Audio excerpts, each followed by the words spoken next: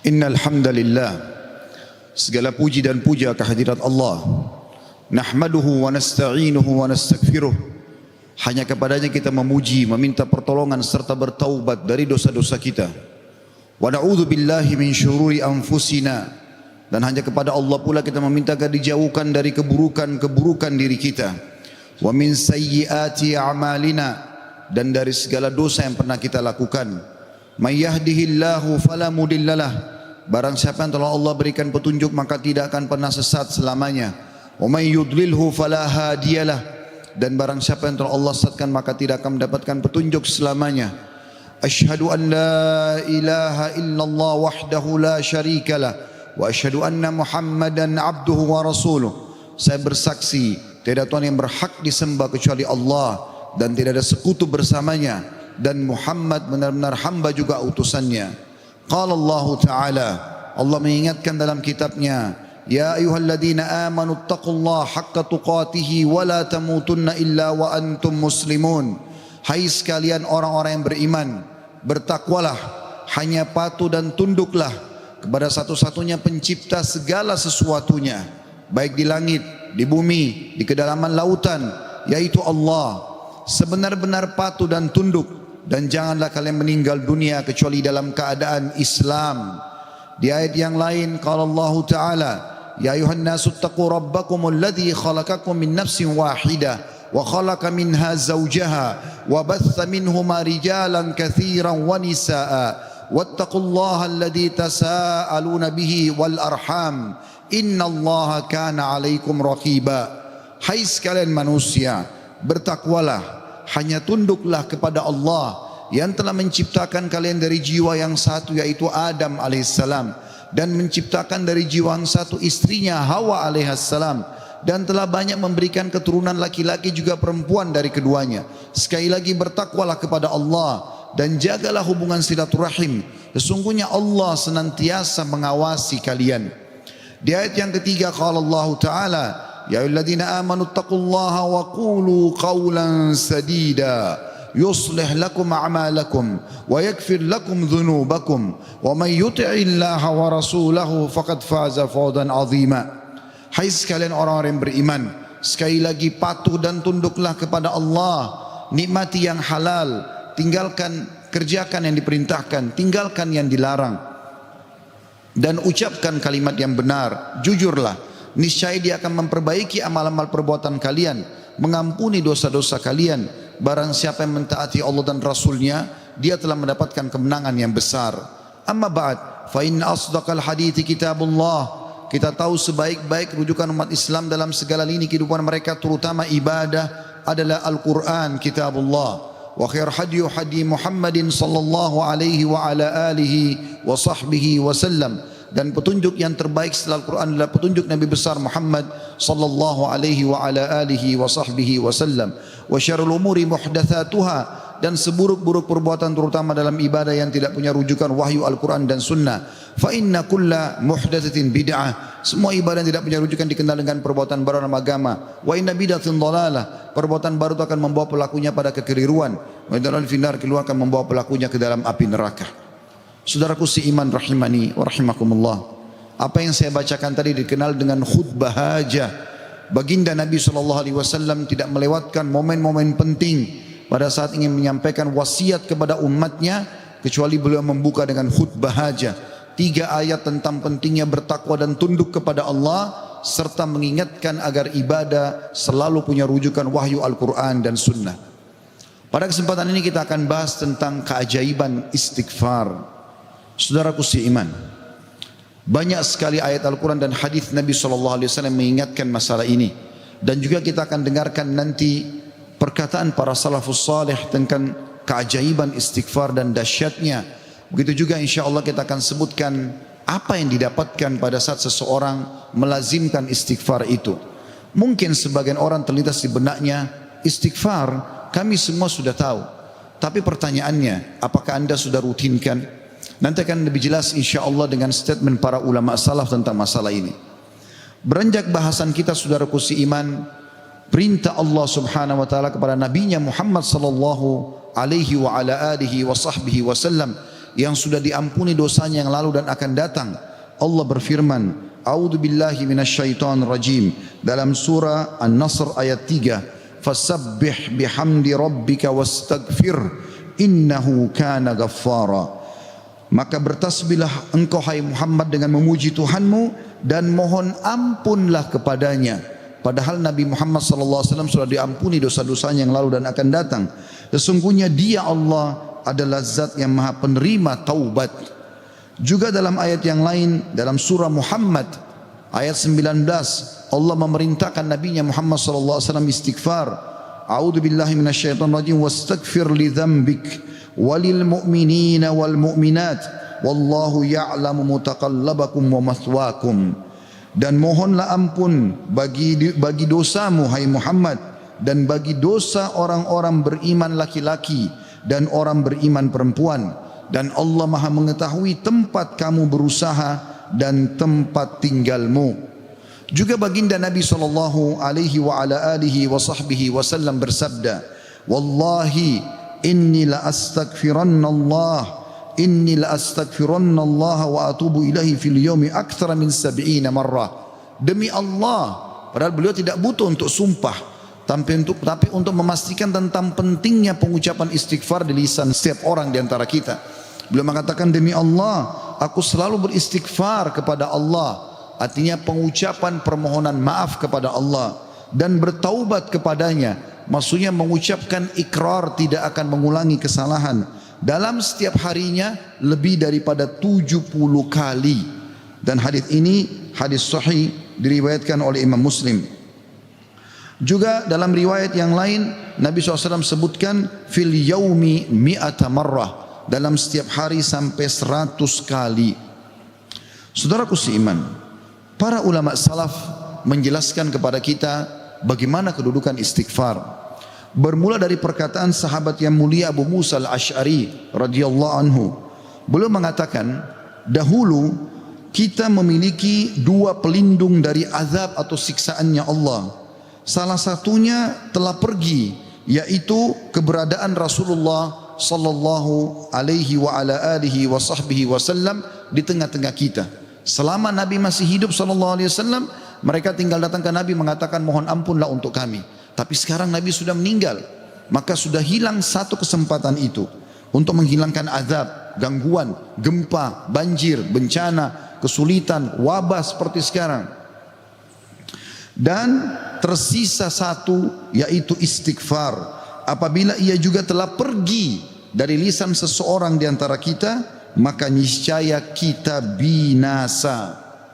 Rabi' ibn Haytham rahimahullah, seorang ulama tabi'in berkata, merendahlah kalian kepada Rabb kalian, berdoalah kepadanya di kala senggang, maka Allah telah berfirman dalam hadis qudsi, man da'ani fir rakha'i ajabtuhu fi syiddah. Siapa yang memohon kepadaku pada saat dia senggang, aku akan penuhi kebutuhannya pada saat lagi sempit.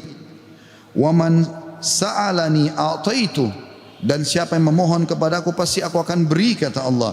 Wa man tawadha'a li rafa'tu, dan siapa yang merendah karena aku akan angkat derajatnya.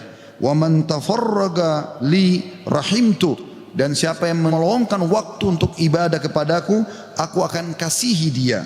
Wa man istaghfarani ghafartulah, dan siapa yang memohon istighfar kepadaku, memohon ampun, aku pasti akan memaafkan kesalahannya.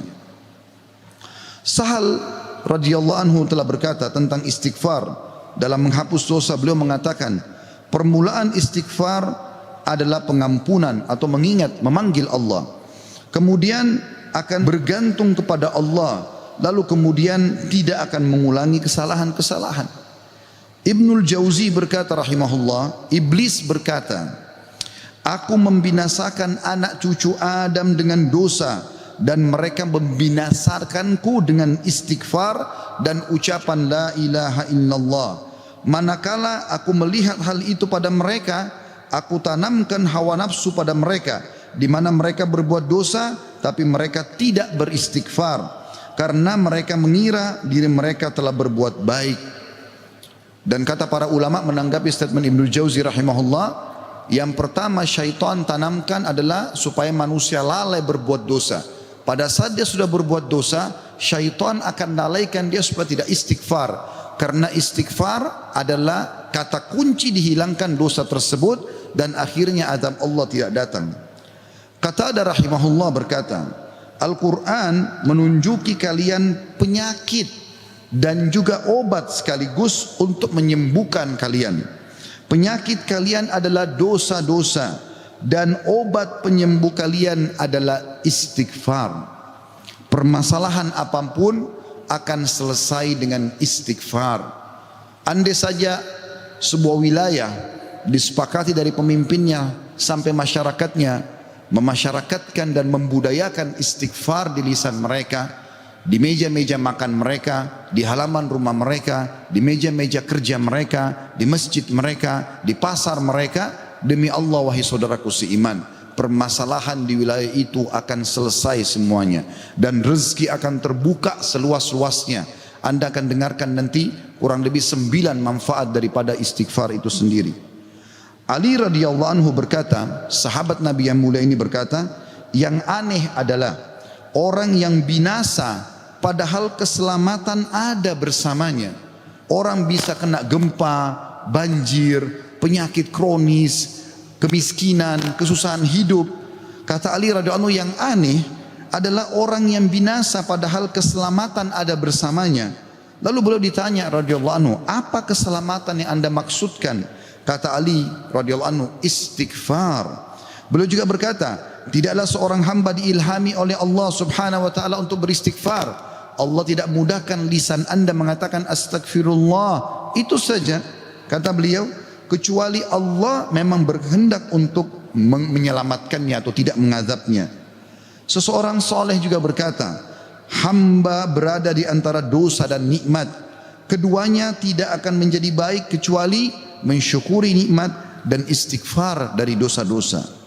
Juga Luqman al-Hakim yang terkenal Allah namakan surah Luqman atas namanya.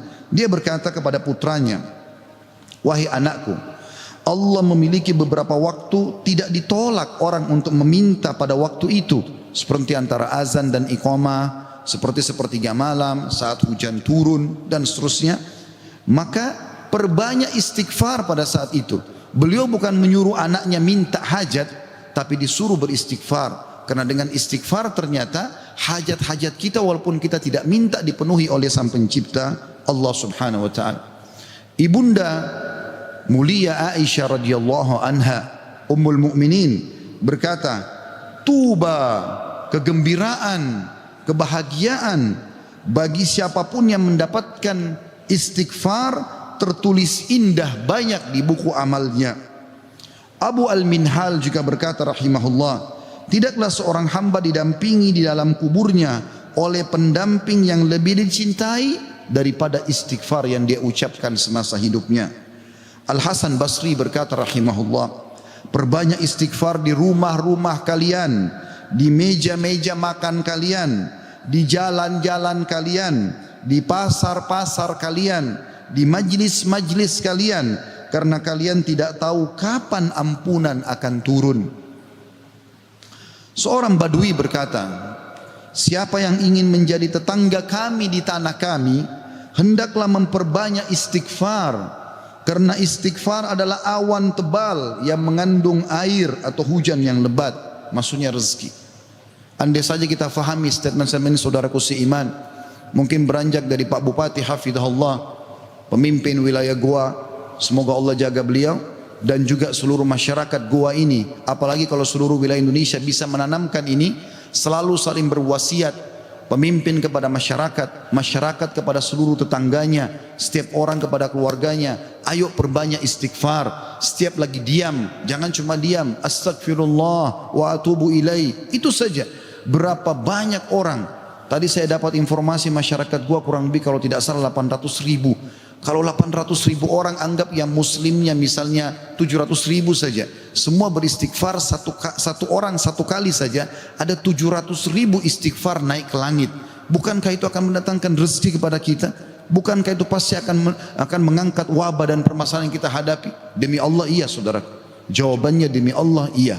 tinggal anda mau amalkan atau tidak. Juga Bakar bin Abdullah Al-Muzani rahimahullah berkata, kalian banyak berbuat dosa, maka perbanyaklah istighfar. Karena seseorang kalau menemukan istighfar dalam catatan amalnya, pada setiap jarak 2 baris buku amalnya hari kiamat, dia akan senang melihatnya. Ibnu Taimiyah berkata, ini statement terakhir dalam perkataan salafus salih, saya akan masuk setelah itu keutamaan daripada istighfar itu sendiri sebagai penutup khutbah kita insyaallah. Ibnu Taimiyah berkata, fikiranku kadang-kadang terpaku kepada sebuah masalah yang sulit aku hadapi, enggak ada solusinya, maka aku beristighfar kepada Allah 1000 kali. Astaghfirullah wa atubu ilaih, astaghfirullah wa atubu ilaih. Terus saya ucapkan 1000 kali sampai dadaku dilapangkan dan masalah yang sulit pun terpecahkan. Aku kadang berada di pasar, masjid atau sekolah, tapi hal itu tidak menghalangiku dari zikir dan istighfar sampai aku meraih apa yang aku inginkan. Istighfar teman-teman sekalian. Baik, kira-kira orang yang bertanya, apa yang saya dapatkan kalau saya beristighfar? Yang pertama, akan dicatatkan pahala buat anda sendiri. Karena istighfar ucapan yang tidak butuh energi banyak, hanya lisan dan bibir kita yang tergerakkan, ya, suara sedikit saja, tidak ada energi yang besar. Itu adalah ibadah yang besar pahalanya. Allah subhanahu wa ta'ala memerintahkan kita dan memerintahkan juga Nabinya Muhammad sallallahu alaihi wasallam untuk beristighfar kepadanya. Allah berfirman di dalam surah Mu'min ayat 55, A'udzu billahi minasyaitonir rajim, fasbir inna wa'dallahi haqqun wastaghfir li dzambik wastaghfir li dzambika wasabbih bihamdi rabbika bil asyi wal ibkar. Maka bersabarlah kamu hai Muhammad dan pengikutmu dalam melalui kehidupan dunia dengan segala macam cobaannya. Toh ada kehidupan akhirat yang akan abadi dengan nikmat. Karena sungguhnya janji Allah itu benar, tidak ada kedustaan. Salat, puasa, zakat, bakti sama orang tua, bersedekah, zikir, doa, apa saja kerjakan, semua akan kau dapatkan hasilnya. Dan mohonlah ampunan untuk dosamu hai Muhammad, dan pengikutmu juga perintahkan mereka lakukan itu. Dan bertasbihlah seraya memuji Tuhanmu pada waktu pagi atau pada waktu petang dan juga pagi hari. Kemudian juga Allah mengatakan dalam surah Al-Muzammil ayat 20, a'udzubillahi minasyaitonir rajim, wastaghfirullah innallaha ghafurur rahim. Dan mohonlah selalu ampunan kepada Allah, istighfar. Sesungguhnya Allah Maha Pengampun lagi Maha Penyayang. Dan yang terakhir ayat Al-Qur'an adalah Al-Imran 133. Tentu ayat banyak sekali tapi saya singkatkan di sini karena khutbah Jumat. A'udzu billahi minasyaitonir rajim. Wasari'u ila magfiratin min rabbikum wa jannatin arduhas samawati wal ardu iddat lil muttaqin. Dan bersegeralah kamu kepada ampunan dari Tuhanmu dan kepada surga yang luasnya seluas langit dan bumi yang disediakan untuk orang-orang beriman. Yang kedua, saudaraku seiman, istighfar sebab utama datangnya rezeki. Allah menyebutkan dalam Al-Quran, ya, apa yang diucapkan oleh lisan nabinya yang mulia Nuh alaihissalam dalam surah Nuh ayat 10 sampai ayat 12. A'udzu billahi minasyaitonir rajim. Faqultu astaghfiru rabbakum innahu kana ghaffara yursilis samaa 'alaikum midrara wa yumditkum bi amwalin wa banina wa yaj'al lakum jannatin wa yaj'al lakum anhara.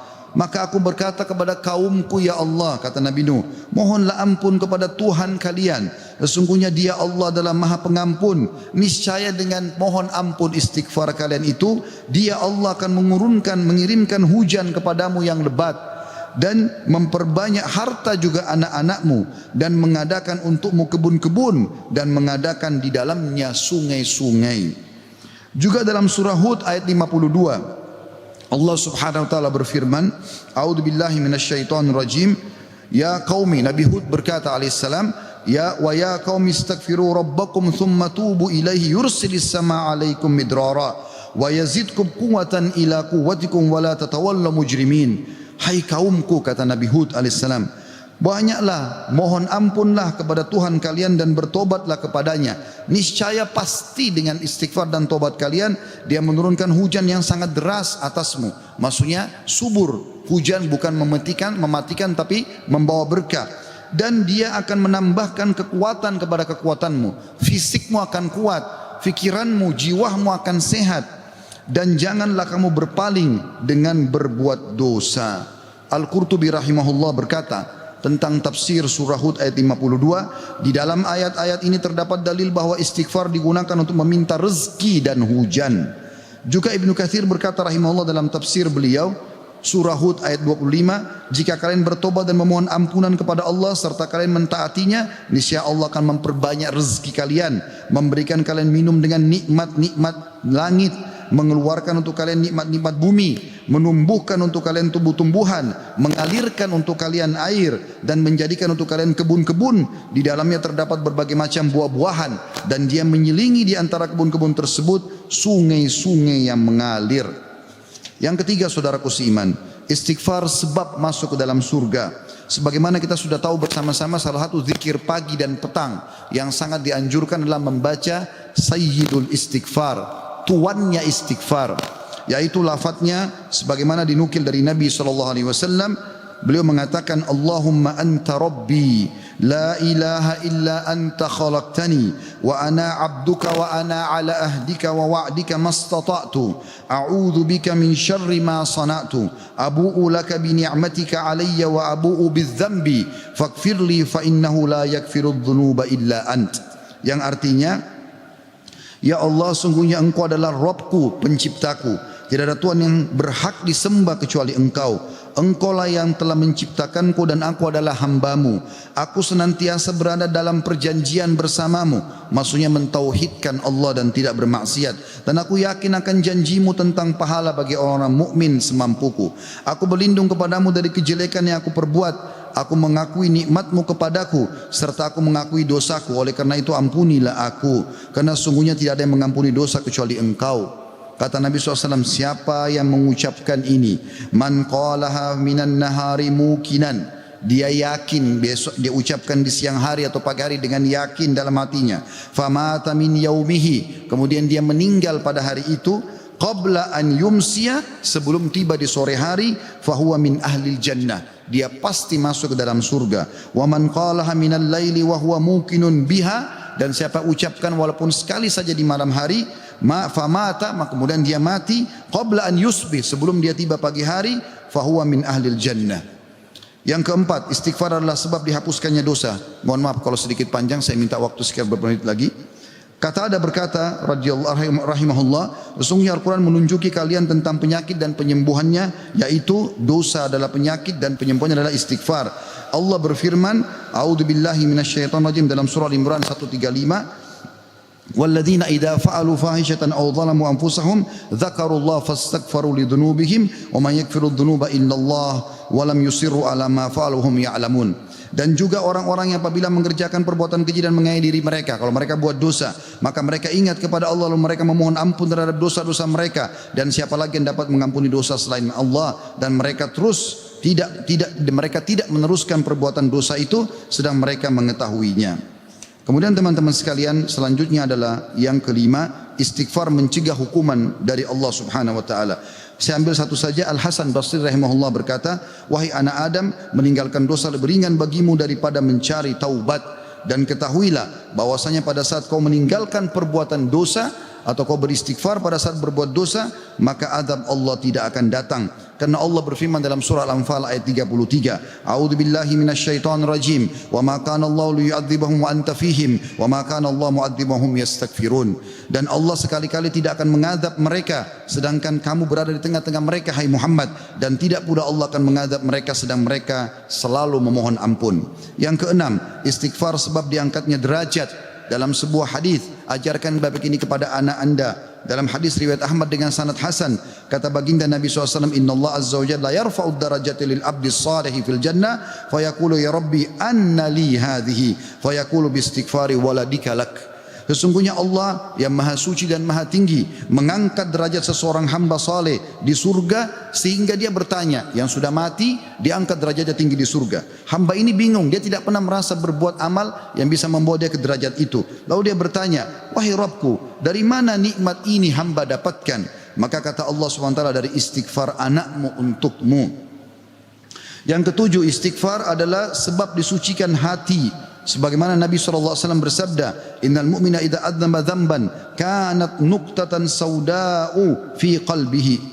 Kalau seorang mukmin berbuat dosa akan menjadi titik hitam dalam hatinya. Fa in taba wa naza wastaghfara su'ika qalbuhu minha. Kalau dia bertaubat, kemudian dia beristighfar kepada Allah, meninggalkan dosanya, maka akan diangkat noda hitam itu dalam hatinya. Fa in zadat hatta taglufa qalbu fadzalika ar-rana alladhi dzakarahu Allah fi kitabihi kalla barrana ala qulubihim ma kanu yaksibun. Dan kalau seandainya dia bertaubat dan meninggalkannya serta beristighfar, hatinya kembali bersih darinya, dan kalau dia tambah melakukan dosa, maka bertambah pula titik hitam itu sampai menutupi seluruh hatinya. Dan itulah makna kalimat ar-ran dalam firman Allah Subhanahu wa taala, sekali-kali apa yang selalu mereka usahakan itu menutupi hati mereka. Surah Al-Mutaffifin ayat 14. Dua poin yang terakhir teman-teman sekalian, yang ke-8 adalah istighfar sebab memperoleh anak dan keturunan.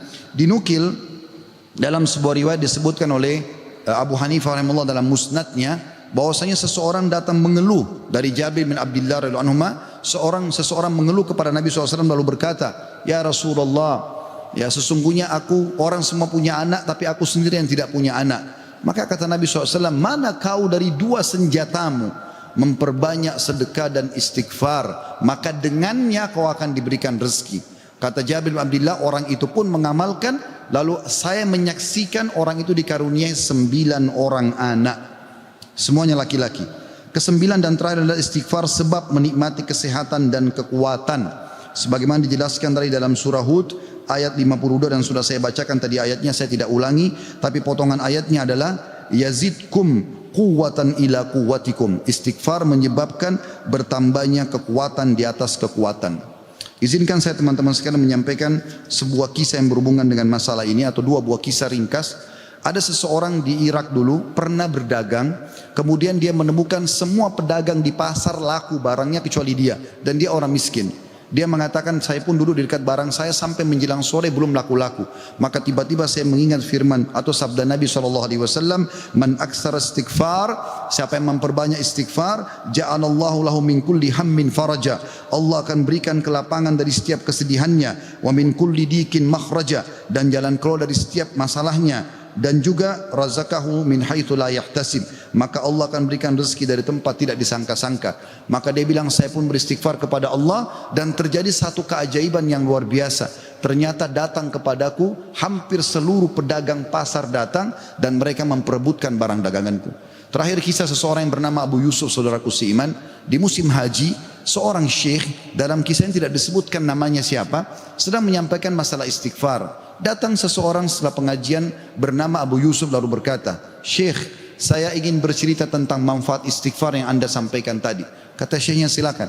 Dia bilang, saya menikah bertahun-tahun tidak punya anak sama sekali, dan saya sama istri saya sedih. Lalu satu waktu saya pernah mendengarkan sebuah siaran tentang makna firman Allah SWT surah Nuh ayat 10 sampai ayat 12. Tadi sudah saya bacakan ayatnya, bahwasanya orang kalau istighfar akan diturunkan hujan dari langit, diberikan keturunan dan juga harta. Lalu saya mengatakan kepada istri saya, wahai Ummu Yusuf, ayo kita istighfar, sudah bertahun-tahun kita berusaha berobat sana sini tidak punya anak. Maka dia sama istrinya yang mengatakan, kami pun beristighfar tidak mengenal waktu, tidak mengenal tempat, kecuali di WC. Kita tidak baca di WC, di tempat tidur, di ruang makan, di halaman, selalu baca. Dan subhanallah, kata dia, Syekh, bulan itu Ummu Yusuf hamil dan lahirlah Yusuf. Begitu selesai hamil, lagi masa nifas, saya bilang, Ummu Yusuf, kita sudah bertahun-tahun tidak punya anak, ayo kita istighfar kepada Allah untuk anak yang kedua. Kata dia, anda tahu Syekh, selesai nifas Ummu Yusuf hamil dan kami dapat lagi anak kedua, dua-duanya laki-laki. Setelah anak kedua lahir, di masa nifas saya bilang lagi, wahai Ummu Yusuf, kita beristighfar kepada Allah untuk anak yang ketiga. Maka saya sama Ummu Yusuf beristighfar yang ketiga, dan ternyata selesai masa nifas hamil dan juga melahirkan di tahun ketiga anak laki-laki yang ketiga. Kata syekhnya, semoga Allah berkahi. Itu betul-betul firman Allah. Allah mengatakan Allah tidak akan pungkiri janjinya. Dia mengatakan, belum selesai kisah saya Syekh. Setelah itu Ummu Yusuf berkata, wahai Abu Yusuf, kita berhenti dulu istighfar untuk mohon anak, istighfar untuk yang lainnya, tapi permohonan anak berhenti dulu sampai anak-anak besar. Kami sepakat 2-3 tahun kemudian saya mengatakan, Ummu Yusuf, sekarang saatnya kita minta agar Allah berikan kita anak perempuan yang cantik dan salihah. Maka kami pun beristighfar dan ternyata Ummu Yusuf hamil dan sekarang saya di musim haji. Wahai Syekh, sedang datang bersama Ummu Yusuf yang baru saja melahirkan bersama dengan bayinya, bayi perempuan.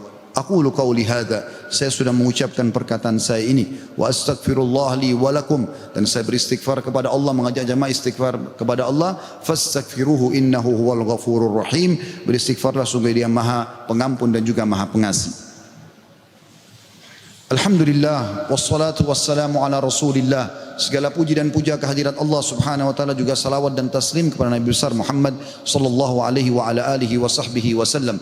Hari Jumat adalah hari yang mulia saudaraku seiman, dan ada waktu mustajab doa. Dalam dua riwayat, yang pertama riwayat Imam Muslim, kata Nabi SAW, tidak ada seorang muslim pun berdoa di hari Jumat kecuali diijabah, dan kejarlah pada saat khatib di khutbah kedua sampai diiqamahkan solat. Makanya semua khatib pasti berdoa di khutbah kedua. Yang kedua riwayat An-Nasai, kata Nabi SAW, Jumat ada 12 waktu, tidak ada seorang muslim yang berdoa kecuali diijabah sama Allah, dan perbanyak doa selepas asar sampai terbenam matahari. Maka jangan kita sia-siakan waktu mustajab ini. Mari kita hadirkan hati dan pikiran kita untuk berdoa kepada Allah Subhanahu wa taala, semoga Ia mengijabahnya. Alhamdulillahi Rabbil Alamin. Kami memujimu ya Allah sebagaimana layak Kau dipuji sebagai pencipta. Dan juga kami mengucapkan salam hormat kami kepada Nabi Muhammad sallallahu alaihi wasallam, sebagaimana Engkau telah mengucapkan salam hormat kepadanya. Ya Allah, kami tidak berkumpul di salah satu rumah-Mu ini kecuali karena ingin menjalankan perintah dan kewajiban yang Kau bebankan kepada kami. Maka ikhlaskan niat kami dan terimalah seluruh amal-amal soleh yang pernah kami kerjakan, baik kami ikhlas atau kurang ikhlas, yang sedang kami kerjakan, yang akan kami kerjakan sampai menjelang ajal datang nanti. Sesungguhnya la haula wala quwata illa bik, kami tidak punya daya dan kekuatan kecuali dengan izin-Mu. Ya Allah, ampunilah seluruh dosa-dosa kami, dosa kedua orang tua kami, dosa seluruh kerabat-kerabat kami, dosa seluruh kenalan-kenalan kami, bahkan dosa seluruh muslimin dan muslimat, mukminin dan mukminat yang hidup dan juga yang sudah meninggal. Ya Allah, janganlah Engkau bubarkan kami dari solat Jumat yang mulia ini kecuali Engkau telah bersihkan dosa-dosa kami, dan Engkau ganti semuanya menjadi pahala dengan izin-Mu, karena Engkau telah mengucapkan dalam satu firman-Mu, ulaika alladhina yubaddilullahu sayyi'atihim hasanat. Mereka adalah hamba-hamba yang Allah ganti dosa-dosanya menjadi pahala. Ya Allah, jadikan negara kami Indonesia negara yang aman, tentram, damai. Seluruh umat Islam di bawah naungan ukhuwah Islamiyah. Dalam hal ibadah mereka kembali kepada Al-Quran dan Sunnah. Makmurkan negeri kami, lunasi utang-utang negara kami, bukalah seluruh rezeki dari seluruh penjuruhnya. Kembalikan kami semua ke jalan-Mu ya Allah. Dan siapapun menginginkan keburukan bagi negara kami, bagi agama kami, bagi diri-diri kami, kembalikan tipu daya mereka kepada diri mereka sendiri. Ya Allah, tolonglah saudara kami di Palestina, di Syria, di Yaman, di Irak, di Myanmar, di Ahsa, dimanapun mereka berada sedang tertindas. Ikhlaskan niat mereka, terima para syuhada mereka, muliakan Islam di tangan mereka dan tangan kami semua, serta ikut sertakan kami bersama mereka di pahala, baik dengan doa, dengan harta, dengan jiwa kami. Dan ya Allah, satukanlah kami semua di surga Firdaus tanpa hisab, mana Engkau satukan kami dalam majlis yang mulia ini. Rabbana atina fid dunya hasanah, ya Allah berikanlah kami semua kebaikan di dunia, wa fil akhirati hasanah, dan semua kebaikan di akhirat, wa qina adzabannar, selamatkan kami dari api neraka, wa adkhilnal jannata ma'al abrar, dan masukkanlah kami ke dalam surga bersama orang-orang yang patuh. Ya Azizu ya Ghaffar, wa Izzat yang maha mulia dan juga maha pengampun. Ya Rabbal alamin, wa Tuhan alam semesta. Wa sallallahu nabiyina Muhammadin walhamdulillahi rabbil alamin. Inna Allah ya'mur bil adli wal ihsan. Allah seluruh menyuruh kita berbuat adil dan kebaikan. Wa yanha 'anil fahsya'i wal munkari wal baghi. Allah larang perbuatan keji, mungkar dan maksiat. Ya'idukum la'allakum tadhakkarun. Itu peringatan dari Allah, jadikanlah sebagai pegangan hidup kalian. Fadhkurullahal azima yadhkurkum. Ingat kepada Allah maka Allah akan ingat kepada kalian. Washkuru ala niyami yazidkum. Syukuri nikmatnya dia pasti akan tambah. Wala dzikrullahi akbar. Mengingat Allah adalah amalan yang paling besar. Wa aqimis shalah, dan dirikanlah salat.